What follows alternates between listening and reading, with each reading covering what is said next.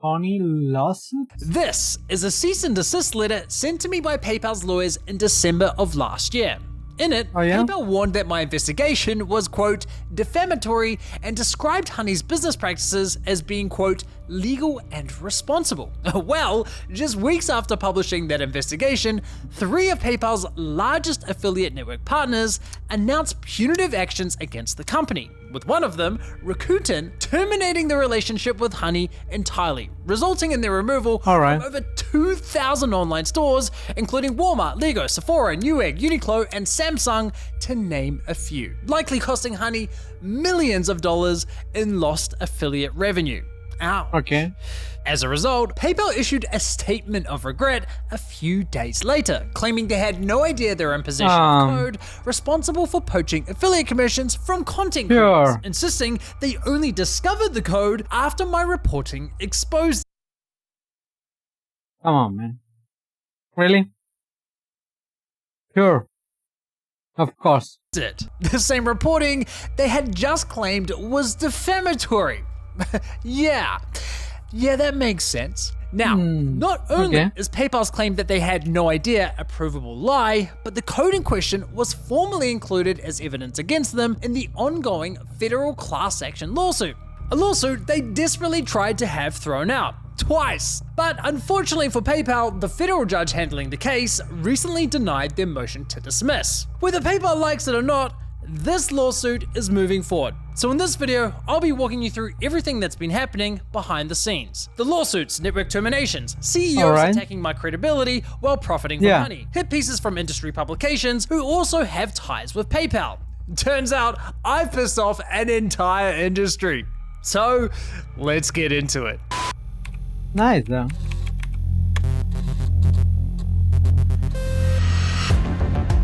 Nice intro, I like it. One of the most interesting things to witness after releasing part 1 of my Honey series was the reaction from the affiliate industry, particularly those who stood to gain the most from Honey's business model. For example, Adam Ross, the CEO of Awin, one of Honey's largest affiliate network partners, wrote a LinkedIn post basically insinuating that my video was sensationalist clickbait. Then there were guys like Shuff, the founder of a company that supplies monetizable coupon codes to Honey.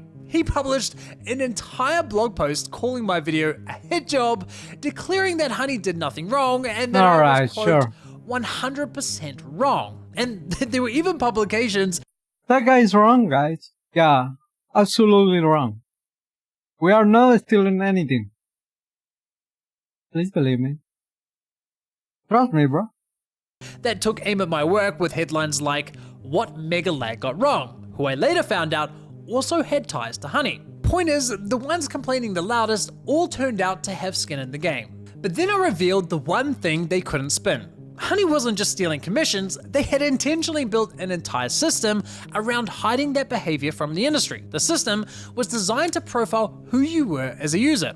If you look like a regular shopper, Honey ignored stand-down rules and allowed influencer commissions to be diverted into their own pockets. Yeah, of course. They fuck you. But if you look like someone from within the industry, Honey suddenly played by the rules to avoid getting caught. They effectively engineered a defeat device, and with this So, obviously someone make videos about it, gonna get it right, and then gonna say, trust me bro, it worked for me. It's like a pyramid scheme of some sort. The industry had no choice but to respond appropriately, including the ones who profit from Honey's business model. And the first to act was Rakuten, an affiliate network that connected Honey with over 2,000 online stores. Just weeks after exposing PayPal's defeat device, Rakuten terminated their relationship with Honey entirely, and sent the following notice to their clients. We are writing to let you know that publisher Honey has been terminated from the Rakuten advertising network. Therefore, this publisher has been removed from your affiliate program, effective immediately. Boom. Just like that, Honey lost access to over 2,000 online stores, many of which were very big brand names. That is a huge hit for PayPal, but it also sucks for Rakuten because keep in mind, affiliate networks like Rakuten are the organizations who run this industry. They set the rules, they enforce compliance, and they control the flow of sales. So when something as damning as this is brought to light, it's terrible PR for them. The fact that a YouTuber with zero experience in security research uncovered blatant fraud they had missed for years, it looks bad. That said, while networks like Rakuten need to be seen enforcing the rules, they also earn a significant amount of money from publishers like Honey. You've probably heard the saying, money doesn't grow on trees, right? Well, in the affiliate industry, it kinda does, and for networks like Rakuten, Honey is one of the larger trees in the orchard. But wait, doesn't Rakuten have its own coupon cashback extension? Yes, Rakuten Rewards is technically a competing extension, ironically one they too are being sued over, but that's a completely separate side of their business. As a network, Rakuten still earns money every time Honey claimed commission for a sale. So trust me, they did not want to lose that partnership, yet they cut them loose anyways.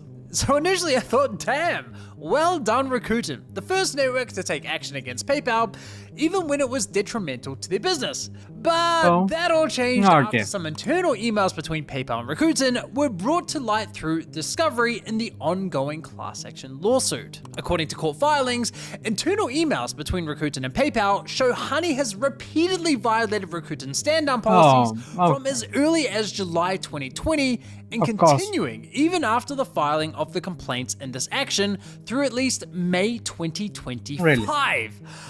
Yikes! Didn't expect that. Does that look bad for PayPal, but it also looks terrible for Rakuten. They knew Honey was violating their stand-down policies for years, and the entire time, they kept Honey on the network anyways. Now, some of those emails made it onto the public record, and after reading through them, the dynamic is honestly insane. In this one email chain, Rakuten flags a stand-down violation to PayPal, and while PayPal initially responds, they then start ignoring Rakuten's emails, forcing them to repeatedly check. Oh, of course. Is this like the big minifix emails? Yeah. Trust me, bro. Trust me. Then 10 emails after, still no response? Okay. Sure. PayPal for an answer. This goes on for weeks, and when PayPal finally addresses the violation, they tell Rakuten that their stand-down policies are, quote, overreach. The fact that PayPal feels confident telling a network that their rules suck really speaks to who actually runs this industry. After seeing those emails, Rakuten's termination of Honey looks a whole lot less like them taking a principled stand, and a whole lot more like them pretending to act tough on compliance, knowing those emails would hit the public record. I did reach out to Rakuten for comment, but didn't hear back from them. But regardless of Rakuten's motives, this termination was still a disaster for PayPal. It got the entire affiliate world talking, and just a few days later, PayPal quietly deactivated their defeat device and broke their silence. They apologized to the industry, if you can even call it that, via an exclusive statement to Hello Partner, the same publication that wrote the What Mega Lag Got Wrong article. On Monday morning, Rakuten Advertising shared an email with partners notifying them that PayPal's Honey browser extension had been terminated from the network and removed from existing affiliate programs. The dispute follows accusations from industry commentators. Okay, that's hilarious. They won't even cite me by name anymore. When I'm wrong, I'm Megalag. When I'm right, I'm just a... Yeah, that reminds me of something like when you have a lock of something is... Thank God that if you have something wrong, bad happen to you, it's your fault. It's like, what? Okay. Alright. Industry commentator. Classic. The dispute follows accusations from industry commentators and professionals that PayPal Honey uses a defeat device to detect user type and selectively bypass stand-down policy. Rakuten Advertising declined to comment on the move. I wonder why. PayPal has now shared an exclusive response with Hello Partner. PayPal and Rakuten are long-standing partners. We are aware of the actions taken regarding PayPal and are working with them on a resolution. The code causing this behavior has been identified and no longer has an impact. The code was implemented prior to PayPal's acquisition and appears to affect less than 0.1% of Honey's traffic. Now, PayPal claiming the defeat device only affects 0.1% of Honey's traffic is, in my opinion, incredibly misleading without additional context. As I highlighted in my last video, Honey stored the code for this defeat device in the cloud, meaning they could alter how strict the system was at any time without ever updating their extension on Chrome. A single rule alteration could change how many people Honey targeted, and that's exactly what happened. In 2023, Honey's defeat device would ignore stand-on rules for virtually everyone, unless they found cookies on your computer, signaling that you had visited an affiliate network's website, clearly a tiny percentage of their users. But sometime between then and the release of my first video, PayPal quietly altered the rules, requiring users have at least 65,000 cashback points before they would break the rules. They went from targeting a very large portion of their users to a much narrower set with one quiet update. So when PayPal says 0.1%, was that under their latest rules or the old ones? I did ask PayPal for clarification, but unfortunately, they're not interested in answering my questions anymore. Instead, they offered me a corporate slop statement, which I'll include at the end of this video. Now, this next statement is really interesting. The spokesperson said that the code was only recently discovered by PayPal, and upon being made aware of it, the company fuck you, man. That's such a lie. Yeah, I didn't know where these billions of dollars are coming to my account. Mr. IRS? Really? You don't know it's coming from your fucking code. Okay. Sure. Of course. Deactivated. That is patently false. Yes, the defeat device was developed in 2017 under the original founder's leadership. Then PayPal inherited it when they acquired Honey in 2020. However, at the time, the defeat device was encrypted, scrambled, so that even if someone found it, they couldn't read it. Then, in 2021, under PayPal's ownership, the entire system was rebuilt. The rules were restructured into a completely new format and stored in plain text on PayPal servers. That's not a minor tweak, that's a fundamental redesign.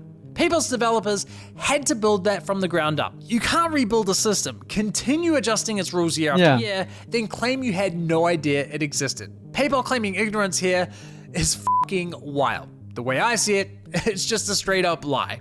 And let's not forget, I alerted PayPal to the defeat device in my request to comment sent to them on December 18th. But rather than immediately deactivating it, PayPal labeled my accusations as not accurate and ignoring basic facts, then had their lawyers threaten to sue me. They only deactivated the code on January 13th, almost a full month later. The article ends with a statement from a PayPal executive stating, "We regret the impact this situation has had on our partners and look forward to working together for..."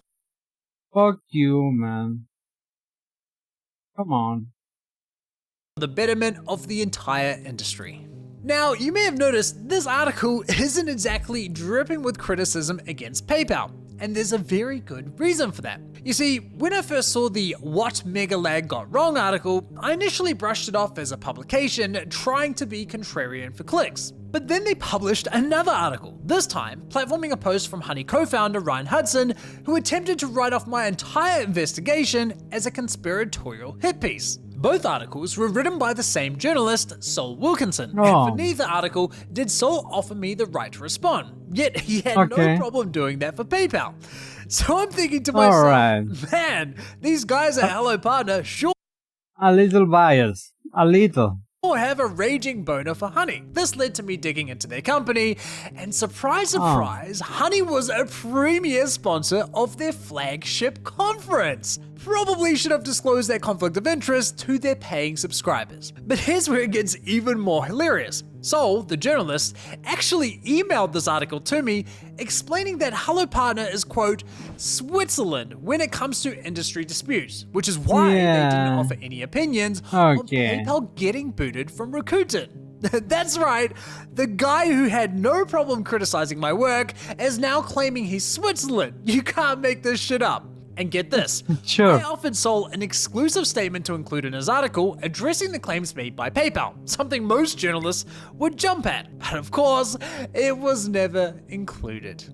All things considered, pretty shocking behavior from a publication that lists inclusive and unbiased as one of its core values. Now, as annoying as this behavior is, bias in the media is by no means a new concept, and it makes navigating the news incredibly frustrating, which is why I've partnered with today's sponsor, Ground News. Ground News curates news articles from thousands of outlets around the world so you can compare how different publications cover the same story. And for each story, you can see how many outlets were tracked, who those outlets are, their political bias, reliability, ownership, and even the specific differences in the articles themselves. Let me show you a great example related to this investigation. Bloomberg recently broke the news about another shopping extension engaging in nefarious behavior, one that I too have been investigating since last year. It's called Fear, and it's co-founded by Bill Gates' daughter. Okay. Apparently being born to a billionaire just ain't enough. Now, they were allegedly caught cookie stuffing as well as violating stand-down rules. Of course. Awesome. More shady behavior in the industry. Now look at how it's being framed.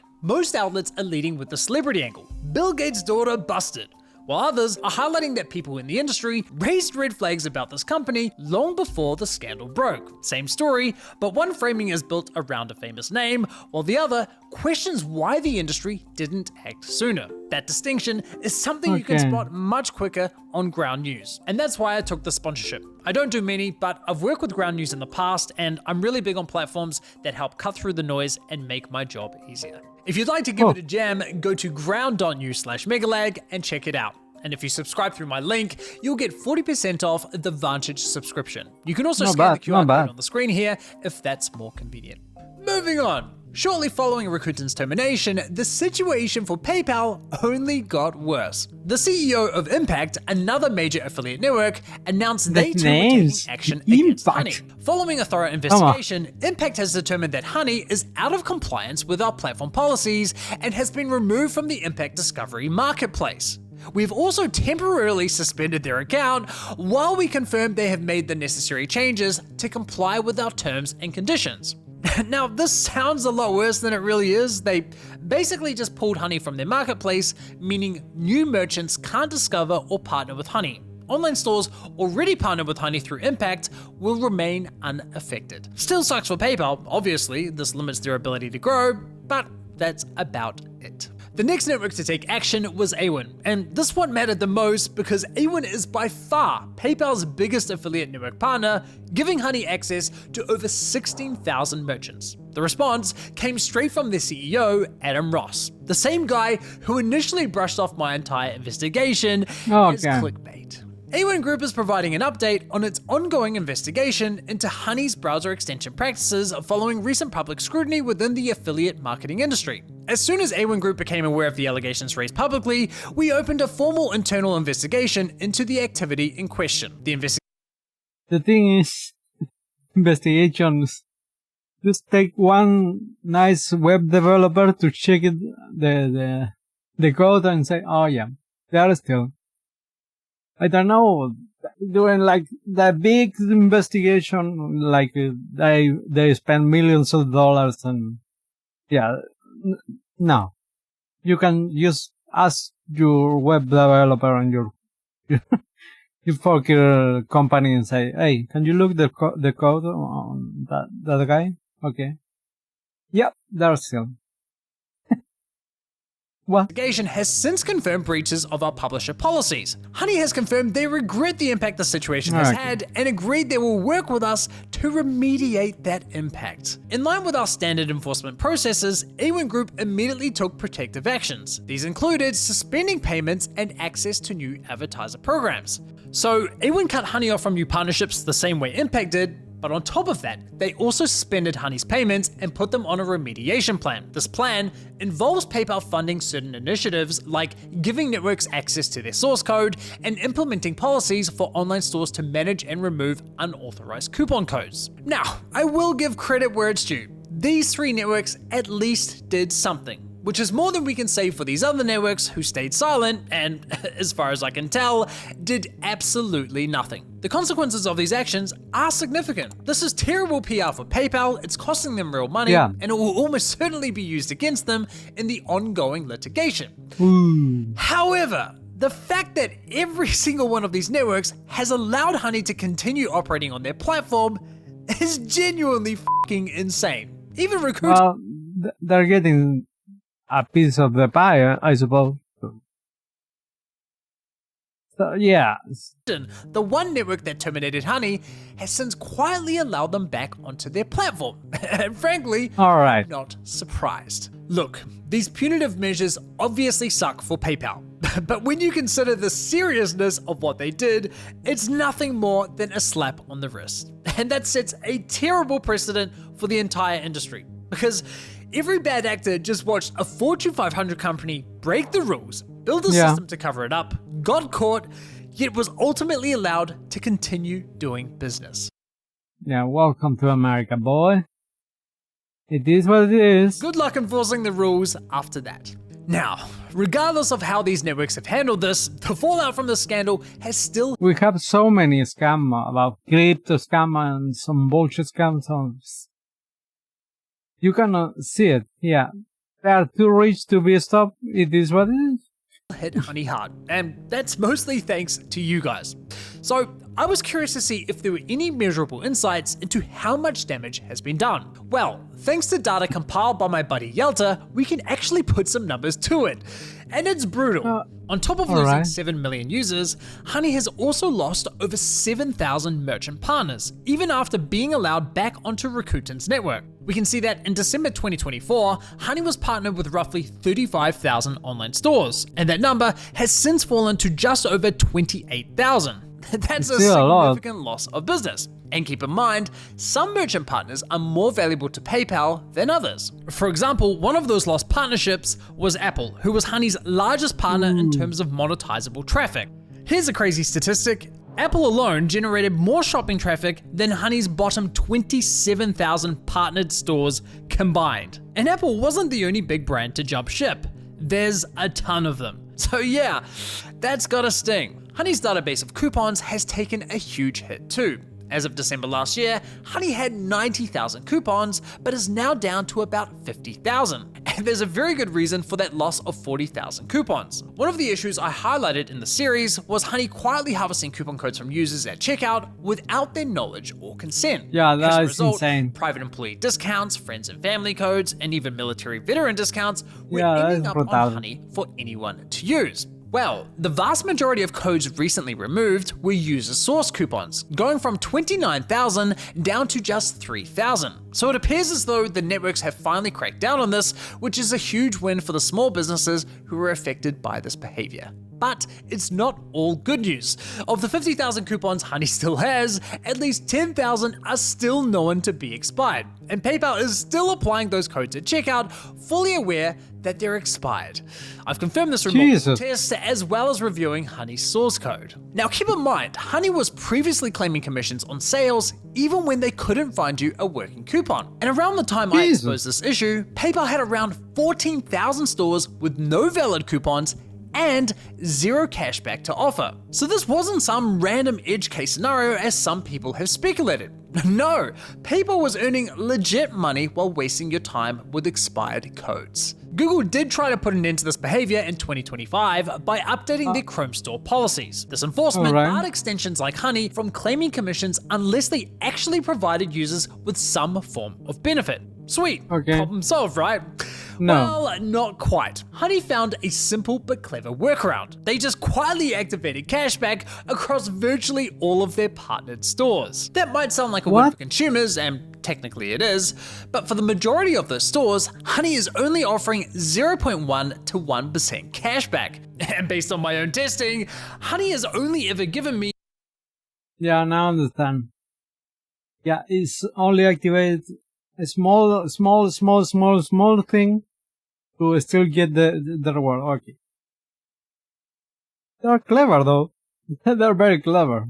The minimum of the advertised range. And based on the latest captured data, Honey offers this dog shit rate for almost 70% of their cashback active merchants. Point is, Honey still benefits from enticing you with an expired coupon because when it inevitably fails, they default to cashback, allowing them to cash in on the sale while giving you pennies on the dollar. But hey, on the bright side, at least PayPal aren't poaching affiliate commissions nearly as often as they once were. Speaking of which, let's discuss the ongoing class action lawsuits because there have been some really significant developments there. As most of you already know, PayPal's behavior probably moving very slowly, so let's caught the attention of a ton of different law firms. One of the first to file was YouTuber and attorney Legal Eagle, who filed a class action against PayPal Honey on behalf of content creators. After he filed, around 20 other law firms filed similar complaints across different states. Now, when you've got that many law firms suing over the same thing, the courts don't want to handle them all separately. That's a huge waste of valuable court resources.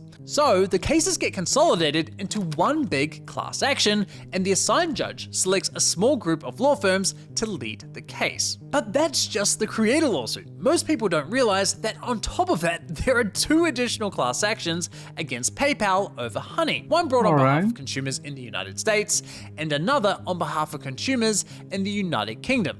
Both are suing PayPal for allegedly misleading consumers with false marketing claims. I'm not going into detail on those particular lawsuits today, but here's where they currently stand. The case brought on behalf of consumers in the UK was recently dismissed. However, that decision is now being appealed in the 9th Circuit Court of Appeals. As for the US consumer case, that's still ongoing. But let's talk about the creator lawsuit, which is being overseen by federal judge Beth Freeman in the Northern District of California.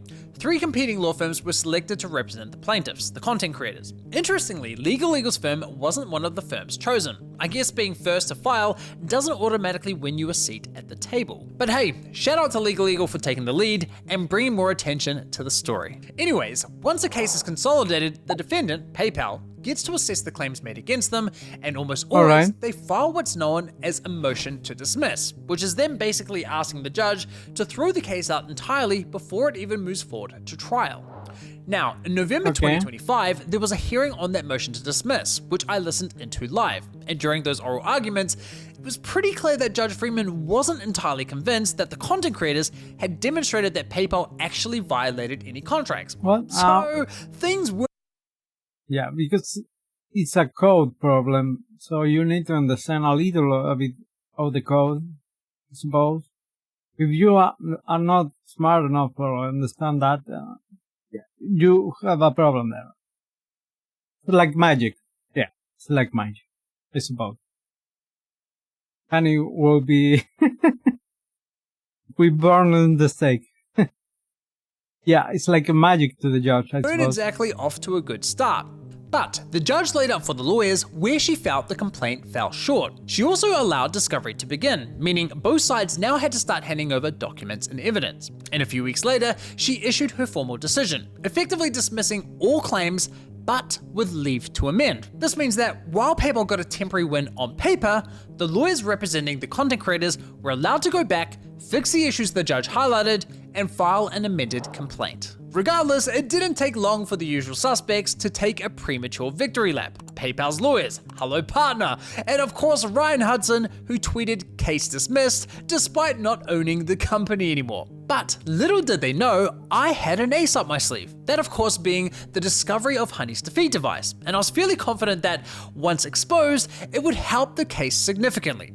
And sure enough, after that video went live, the lawyers formally included it into the amended complaint. Now, I'll be honest, I was a little worried they wouldn't because they only had like 5 or 6 days after my video was published before their amended complaint was due, but they managed to pull it off. So let's take a look. On page 65, we can see the following. PayPal devised several methods to ignore or circumvent stand-down protocols. PayPal designed Honey to surreptitiously avoid standing down at all when it detects the browser is likely being used by an actual consumer rather than a network tester or network auditor, i.e. users who are not there to shop but to test the browser extension for compliance with stand-down rules. Honey has created 4 basic criteria through which it determines whether or not to stand down. Oh my god, you're getting caught so bad.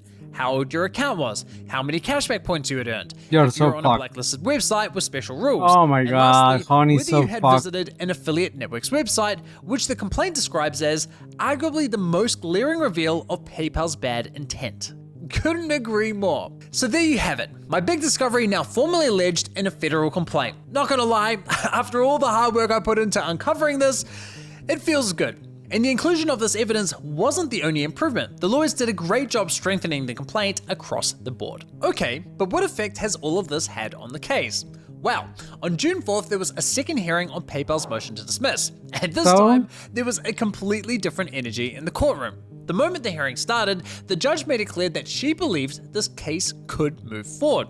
And when she invited PayPal's lead attorney to make his arguments, Richard Jacobson, the same lawyer who sent me the cease and desist, she joked that he had an uphill battle ahead of him and might not be winning the motion to dismiss. A brutal thing to hear before you've even opened your mouth. And it only went downhill from there.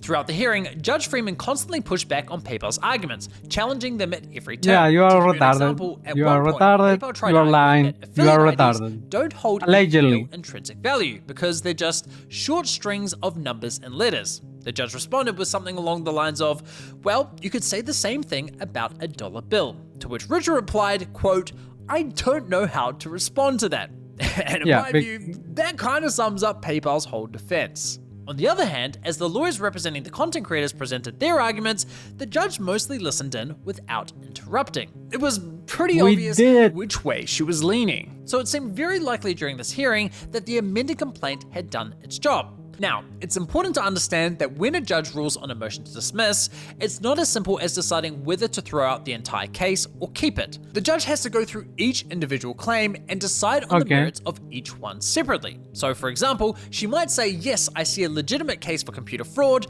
but no, I don't think you've proven unfair business practices. She could dismiss every claim besides one, and the lawsuit would still move forward on that one remaining claim, just under a much more limited scope. And after listening to the hearing, I thought the judge would allow most of the claims to survive. It's like a filter. So yeah, you don't waste your time on every fucking point. I kind of like that. Not bad. But not all of them. Well, on June 22nd, Judge Freeman issued her final ruling, and every single claim oh my god, you're so fucked, honey. survived. That is a huge win for content creators and a massive blow to PayPal. So, what happens now? Well, now that the case has survived, there's no reason for the lawyers to delay the discovery process. That means PayPal handing over documents, internal communications, and their employees possibly facing depositions under oath. And given that the defeat device was developed prior to PayPal's acquisition of Honey, it's entirely possible that the original founders, Ryan Hudson and George Ruan, come on, man. They're smiling too much, man. I feel like they're scamming me already. Allegedly into this process as well.